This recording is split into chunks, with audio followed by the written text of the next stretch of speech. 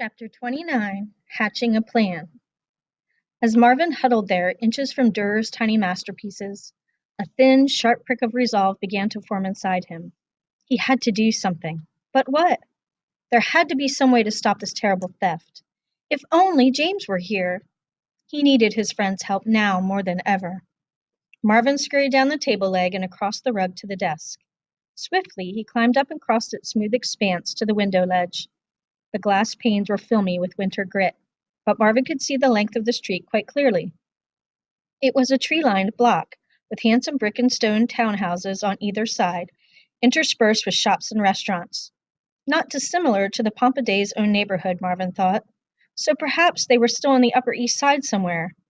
This notion comforted him, even though a few city blocks would be a month's journey from a Beatles perspective. He scanned the desk desperately, trying to think what to do next. There was an upright metal tin of pencils and pens, a pad of paper, a small tray of paper clips and rubber bands, and a sheaf of envelopes and newspapers. Marvin crawled over to the stack of papers. It must be Denny's mail, Marvin thought.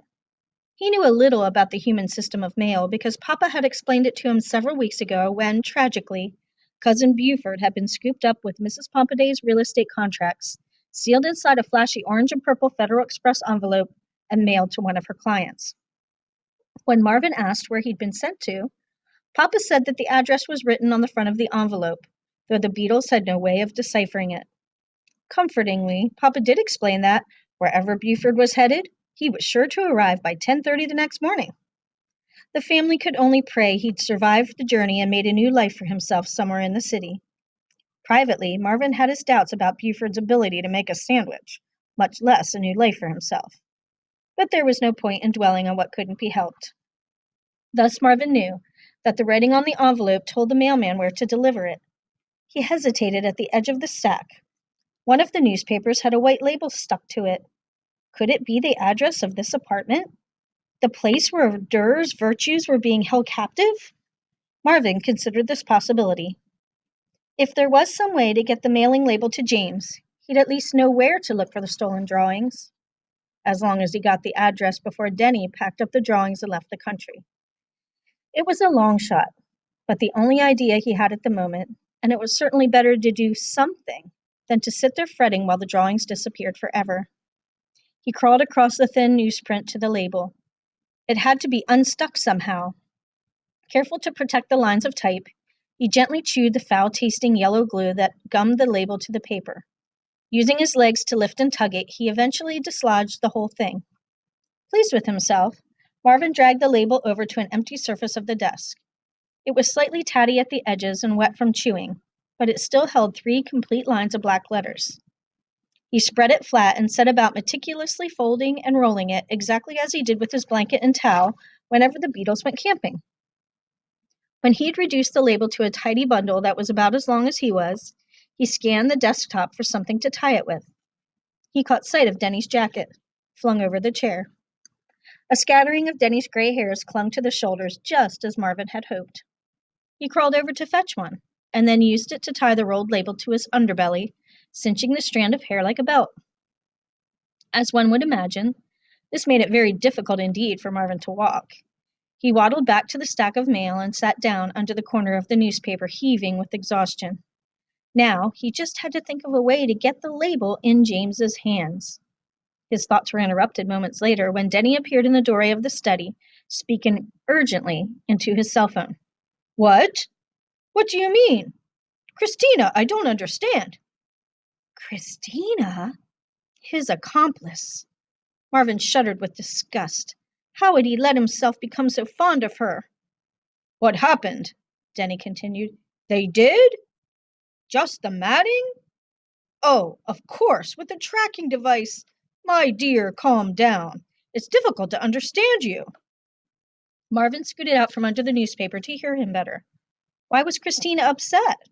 Their plan had worked perfectly. Well, it's a terrible shame. But why are you so... There was a long silence, and Denny leaned against the table listening intently. He rested one hand inches from the drawing of Justice, tapping the table lightly. Suddenly, he sucked in his breath. No! The real Durer? Christina, you must be mistaken. Marvin scooted out from under the pile of mail, thoroughly bewildered. Of course it was a real Durer. They'd stolen it themselves. Very faintly, he could hear Christina's high, frantic voice on the other end of the line. No, I was in the gallery yesterday and didn't notice anything amiss.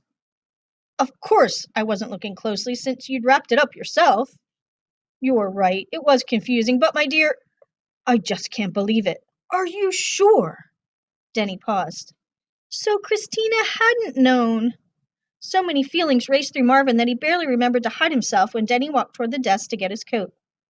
In the shadow of the newspaper, he slumped in relief. Christina was not involved.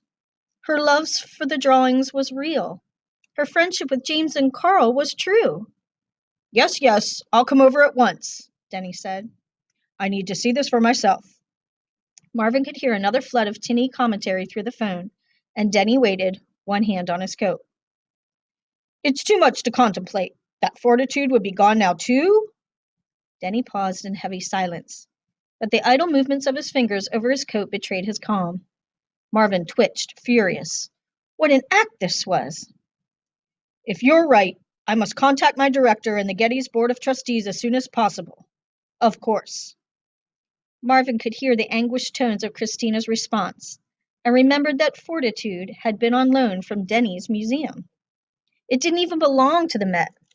That would make Christina's horror and guilt all the more keen, he knew. Denny listened for a minute, then said, No, I saw the care you took. I was there with you.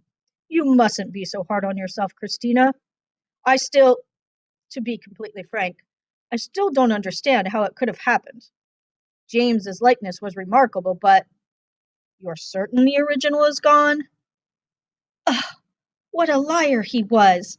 Marvin could barely contain himself. Yes, I'm so sorry, my dear. It's just unthinkable. Have you notified museum personnel? The police? Denny waited. All right, that makes sense. I'll come immediately and we'll do it together. Perhaps you're mistaken after all, Christina. Oh, James is there now? He frowned slightly. He did? Yes, I see. Marvin felt a wave of gratitude sweep through him. James was there! If only he could get to James! He would figure out how to explain everything. There had to be a way to save Durer's lovely masterpieces before they were lost forever. I'll meet you in your office in 20 minutes, Denny continued. We'll speak to your director together. He clicked off his phone and reached for his jacket. This was his chance, Marvin realized. As Denny gathered his coat from the chair, Marvin ran awkwardly to the edge of the desk, careful not to bump the rolled label that was affixed to his belly, and dove straight through the air toward one sleeve. His body was much heavier than usual, and he barely reached his target. Desperately pedaling his legs, he clutched the fabric just as Denny yanked the jacket over his shoulders. Denny turned to the table, smiling down at the drawings. And now, ladies, I can't very well leave you out in the open for anyone to see. He strode over to the study's closet and removed the briefcase and a fistful of packaging materials. Very gently, with surgical precision, he set about wrapping the drawings in protective paper and laying them flat inside the briefcase. Small as they were, they fit quite easily. Then he clicked the briefcase shut and returned it to the closet. Marvin watched in silent dread. He could only pray that this was not the last view he'd have of justice, fortitude, prudence, and temperance. A minute later, he found himself clinging to the jacket sleeve as Denny hurried out the door to the Met.